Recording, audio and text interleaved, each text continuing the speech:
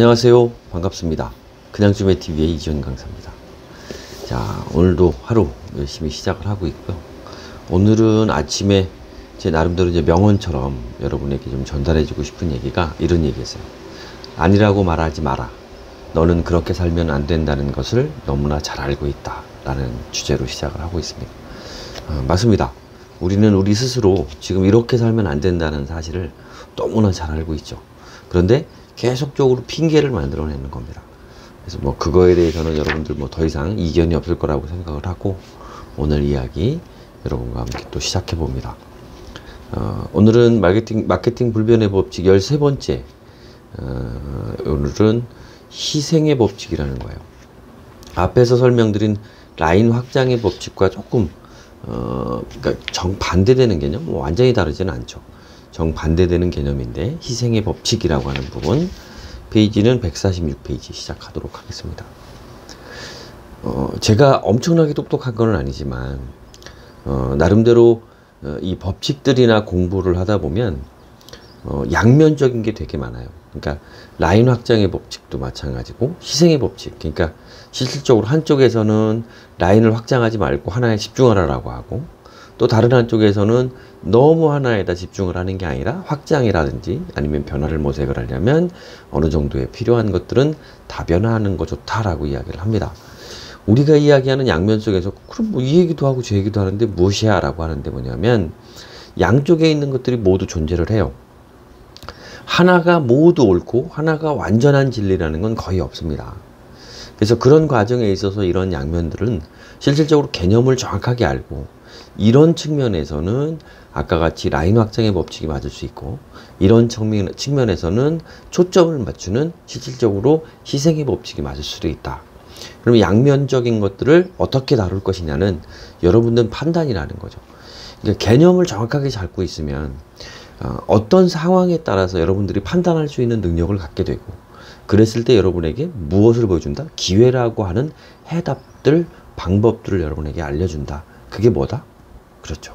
그게 바로 우리가 얘기하는 자기개발, 공부, 그 다음에 법칙, 여기서도 얘기하는 법칙, 원리, 뭐 이런 것들이라는 거죠. 그래서 무엇이 하나가 반드시 옳지는 않은데, 여러분이 그 법칙들 중에 무엇을 지금 내가 처한 현실에서 어떤 법칙을 적용을 해야 되느냐, 이건 누가 잘 알고 있다? 여러분이 잘 알고 있다. 어떻게? 개념을 정확하게 잡은 사람만. 개념을 정확하게 잡은 사람이 아니면 어떻게 된다? 왔다 갔다 한다. 자, 146페이지 이거 읽어볼게요. 희생의 법칙은 라인 확장의 법칙과 정반대라고 보면 된다. 성공하고 싶다면 당신은 무언가를 포기해야 한다. 희생시킬 수 있는 대상은 세 가지다. 제품 라인, 표적 시장, 부단한 변화가 그것이다. 하면서 세 가지에 대한 설명을 하고 있어요. 그런데 희생의 법칙? 그러니까 사실은 뭐 해석을 말 그대로 해서 그런지 정확하게 들어맞지 않는 것들이 좀 꽤 있습니다. 그래서 여러분들 그렇게 한번 생각을 해보시고 한번 제가 읽어보겠습니다.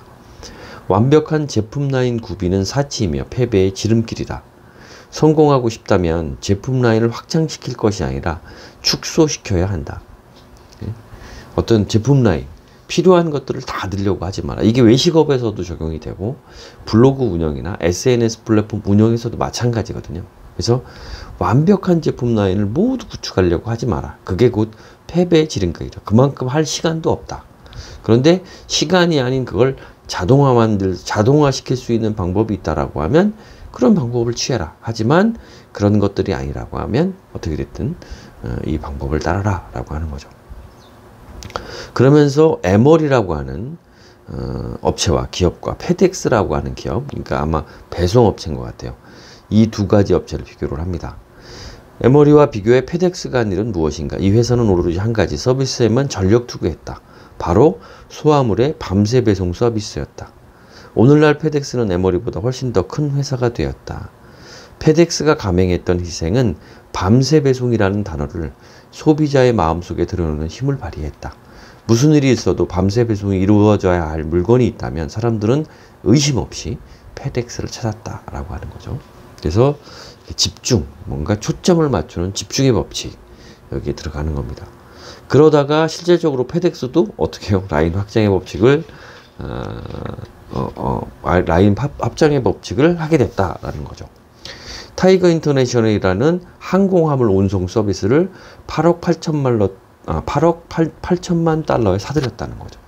그렇게 하면서 밤새 배송이라는 지위를 내다버렸다. 이렇게 이야기를 합니다. 말을 너무 빨리 하려고 하나 혀가 꼬이네요. 여기에서 이제 저한테 좀 띵 하는 걸 하나가 있었어요. 그게 뭐냐면 마케팅은 정신적인 전투가 치러지는 게임이다. 제품이나 서비스가 아니라 인식의 싸움이기 때문이다. 그죠? 정신적인 전투가 치러지는 게임이다. 제품이나 서비스가 아니라 인식의 싸움이다. 이거는 크게 공감합니다. 크게. 별표 써놨어요. 그 아이디어를 대체로 새로운 무언가를 내놓지 못했던 것이 나빴다라고 하면서 페덱스와의 싸움에서 이런 다음 또 뭐 앞에서 나왔던 예죠. 뭐냐면 에버레디는 배터리 시장에서 오랫동안 리더로 군림했다. 그러나 대부분의 산업계가 그랬듯 이 시장에도 새로운 테크놀로지가 도래했다. 배터리 부분을 변화시킨 첫 번째 테크놀로지는 고부하 배터리였다. 만일 당신이 배터리 시장에서 제1위인 에버레디라면 당신의 고부하 배터리에 어떤 이름을 붙여주겠는가?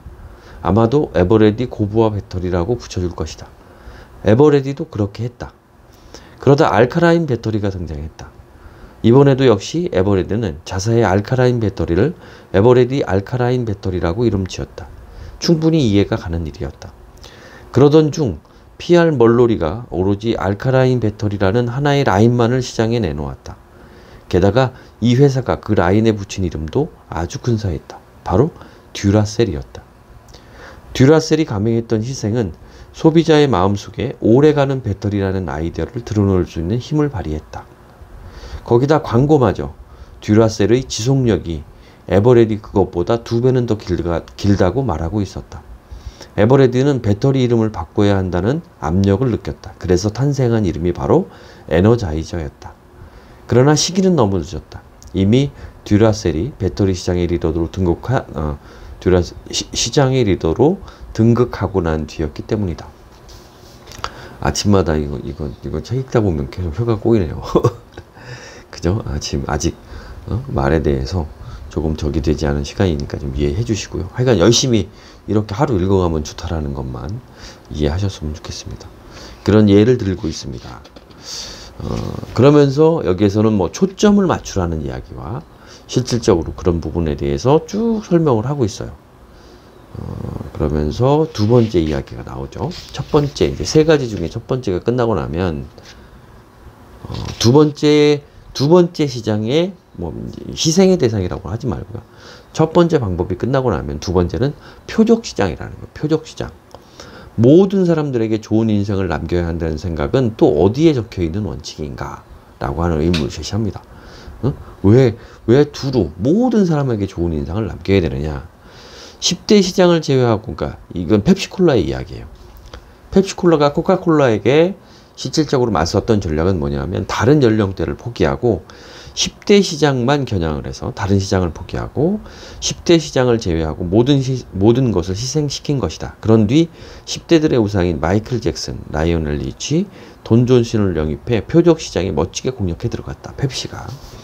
그렇게 공략을 해 들어갔다는 거죠. 지금도 이 부분은 틀린 게 아니고, 그래서 더 넓은 그물을 던져야 더 많은 고객들을 잡을 수 있다는 생각은 그 믿음의 정도가 거의 종교적 수준이다. 왜 그런지 모르겠다라고 하는 거고요. 여기서 1억 배 중요하다고 표시를 한 게 있습니다. 표적은 해당 시장이 아니다. 우리가 저도 착각하고 있는 거였고, 이걸 말로 표현하기가 이렇게 어려운 거였는데 한번 보십시오. 표적은 해당 시장이 아니다.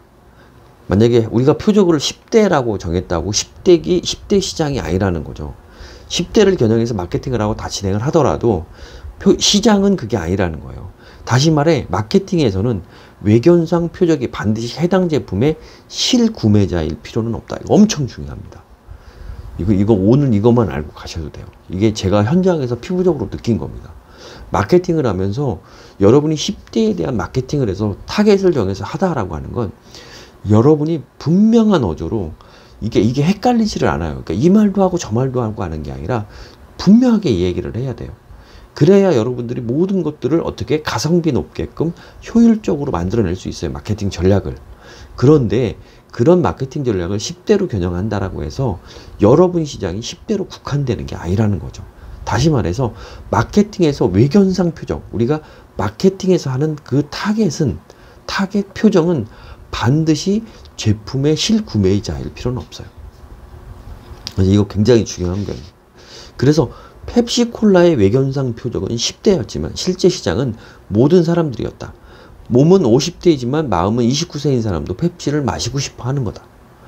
이 부분입니다. 이게 굉장히 중요한 부분이죠. 그렇기 때문에 이미 타겟을 좁혀서 나름대로의 시장을 만들어 간다라는 건 그 나머지 영역까지 늘려져 있는 거기 때문에 굳이 라인 확장의 법칙이 필요하냐 이거죠.